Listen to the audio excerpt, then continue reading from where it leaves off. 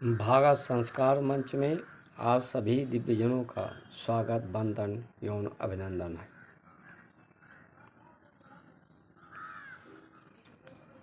भारत का तात्पर्य भास्कर से है।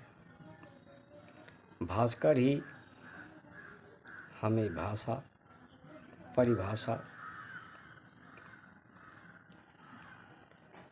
देता है, यही हमें प्राण देता है, यही हमें जीवन का आधार हमारा है। ऐसी हमारी मान्यताएं रही हैं।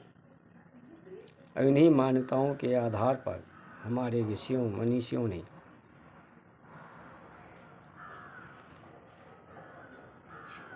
सोलह संस्कार बनाए हैं। इसलिए ये भारत संस्कारों का देश है। क्षुद्र और क्षुद्रता एक अवस्था है, ये जात नहीं है।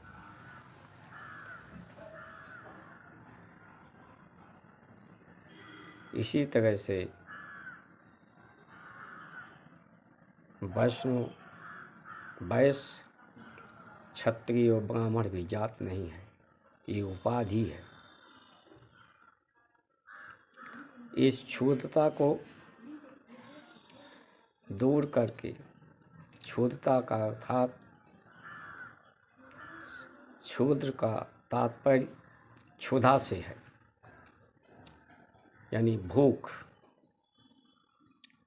भूख का निवारण भूखा से, व्रत से, भोजन को प्रसाद के रूप में ग्रहण करके इस क्षुधा का निवारण करने की हमारी परंपरा रही है। इसमें प्राण तत्व की बाहुल्यता हो, अन्न की को प्रसाद के रूप में हो, ताकि इसमें मंथन हो पाए और प्रकाश उत्पत्ति हो जाए। यही प्रकाश ही ज्ञान है। जो क्षुद्र हैं उसे हमारे शास्त्रों में श्रेष्ठता की उपाधि नहीं दी है, क्योंकि जो क्षुद्र हैं, जो पूरा जीवन भूख से ही विचलित रहते हैं, चाहे पेट का भूख हो, चाहे संसाधनों का भूख हो, चाहे सम्मान का भूख हो, वो पूरा जीवन भूख के लिए ही काम करते हैं, अपनी भूख मिटाने में ही लगे रहते हैं। और ब्राह्मण की जो परिभाषा है, जो ब्रह्म को स्वीकारे, जिसका जीवन भास्कर की भांत हो, जिसकी परिभाषाएं, मान्यताएं भास्कर की तरह से हो, वो ब्राह्मण है। और जो अपनी इंद्रियों पर विजय प्राप्त करे, तत्वों के द्वारा जो रस बनते हैं उसी से इंद्रियां बनती हैं, उस संसार के विषय रूपी रस से बने हुए इंद्रियों पर जिसका विजय प्राप्त हो, वो क्षत्रिय है। इस देश में श्रेष्ठ का कार्य क्षत्रिय और क्षत्रिय को, क्षत्रियों का निर्माण, उनके चरित्र चिंतन का निर्माण हमारे ऋषियों मनीषियों के द्वारा होता रहा है।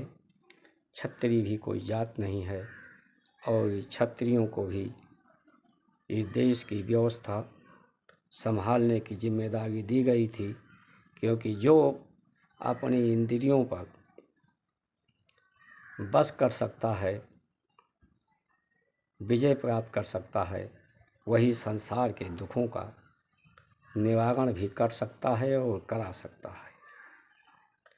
लेकिन आज हमारे देश में जो क्षुद्र हैं, जिनकी स्वयं की भूख नहीं मिट रही है, ऐसे लोगों को व्यवस्था सौंप दी गई है, जिसके परिणाम स्वरूप इस देश में दुख का अंबार लगता चला जा रहा है।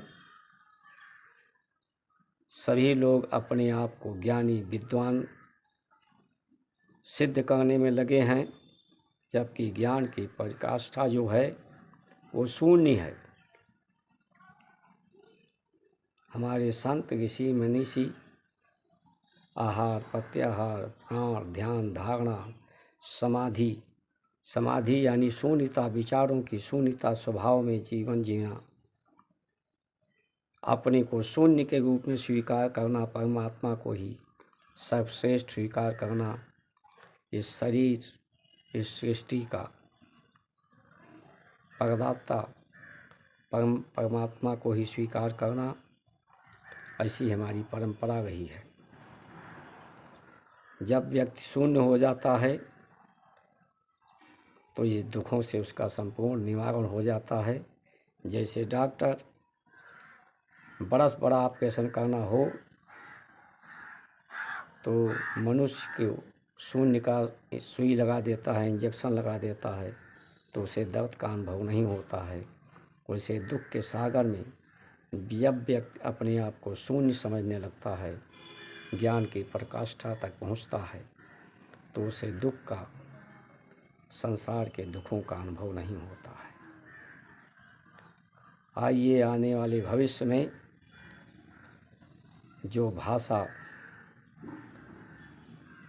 परिभाषा और मान्यताएं हमारी हों वो भास्कर की तरह से हों, और इनको जो स्वीकार करने वाले लोग हैं वही इस देश के जिम्मेदार बने, ऐसा हम निश्चय करें। इन्हीं शब्दों के साथ अपनी वाणी को विश्राम देते हैं और आप सभी लोगों के मंगलमय जीवन की कामना करते हैं। जय श्री राम।